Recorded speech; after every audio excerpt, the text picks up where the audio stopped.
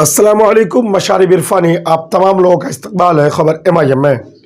दोस्तों, एक ख़बर जो तेज़ी के साथ गर्दिश कर रही है मजलिस इत्तेहादुल मुस्लिमीन और BSP की गठबंधन को लेकर के 2024 लोकसभा चुनाव को लेकर के AIMIM और बहुजन समाजवादी पार्टी के गठबंधन को लेकर के खबरें चर्चे में हैं। जब सोशल मीडिया में खबरें काफ़ी चर्चे होने लगे और तेज़ी के साथ वायरल होने लगे तो बिहार प्रदेश के AIMIM सचिव इंजीनियर आफ्ताब अहमद साहब ने मीडिया में आकर के इस बात की पूरी सच्चाई बता दी है। दोस्तों, सच्चाई क्या है इसको जानना बेहद जरूरी है।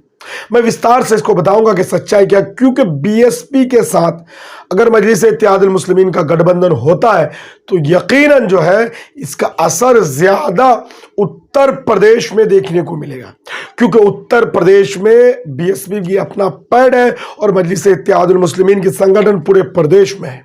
जिस तरह से नगर निकाय चुनाव में सारी चीजें देखने को मिली है। तो दोस्तों, बता दें आपको कि मजलिस इत्तेहादुल मुस्लिमीन BSP के साथ गठबंधन की बातें 2017 में चली थी, 2018 में चली, 2020 में चली थी, जब BSP के साथ उत्तर प्रदेश में गठबंधन की बात हो रही थी। लेकिन इसको अमली जामा भी पहनाया गया था। अमली जामा असल में बिहार के विधानसभा चुनाव 2020 में पहनाया गया था। 2020 में मजलिस इत्तेहादुल मुस्लिमीन और BSP की गठबंधन हुई, उसमें और सारे दल भी आए। उपेंद्र कुशवाहा जी भी उसमें थे, विजेंद्र यादव भी उसी गठबंधन में मौजूद थे। लेकिन दोस्तों, किसी को जीत नहीं मिली इस गठबंधन से। AIMIM को 5 सीटें मिली, वहीं BSP को 1 सीटें जीत मिली, जिसमें जमा खान जीत करके आए, जो अभी अल्पसंख्यक मंत्री है, JDU में शामिल है।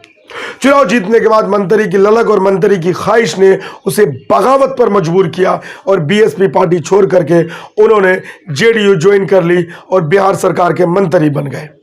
NDA के साथ भी थे तब भी और अब महागठबंधन के साथ है तब भी। लेकिन दोस्तों, ये खबरों पर बिहार के सचिव इंजीनियर आफ्ताब अहमद साहब ने अपनी मोहर लगा दी। आफ्ताब अहमद साहब ने मीडिया से बात करते हुए कहा कि BSP के साथ जो हमारी गठबंधन बनी थी 2020 में, वो गठबंधन अभी भी कायम मकाम है। न BSP की तरफ से गठबंधन तोड़ने की बात कही गई है, न AIMIM की तरफ से गठबंधन तोड़ने की बात की गई। वो अलग बात है कि अलायंस में जितने भी घटक दल थे, वो कुछ घटक दल अपने अपने रास्ता अलग कर लिए, जिस तरीके से उपेंद्र कुशवाहा JDU में और उसके बाद फिर अपनी पार्टी का गठन किए।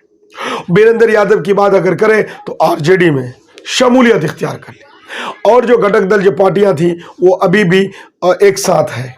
लेकिन ऑफिशियली जो है इस गठबंधन को तोड़ने का कोई ऐलान अब तक नहीं हुआ है, क्योंकि ये गठबंधन जो बना था, अलायंस जो बनी थी, वो ऑफिशियली बनी थी और एक नीति के साथ बनी थी बिहार में।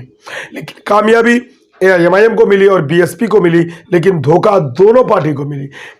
BSP के भी विधायक छोड़ कर चले गए और AIMIM के भी 4 विधायक छोड़ करके चले गए। तो बिहार सचिव, बिहार प्रदेश सेक्रेटरी ने इंजीनियर आफ्ताब अहमद साहब ने कहा AIMIM का कि BSP के साथ हमारी जो रवैया है वो शुरू दिनों से उनके विचारधारा, हमारी विचारधारा में कोई ज़्यादा फर्क नहीं है।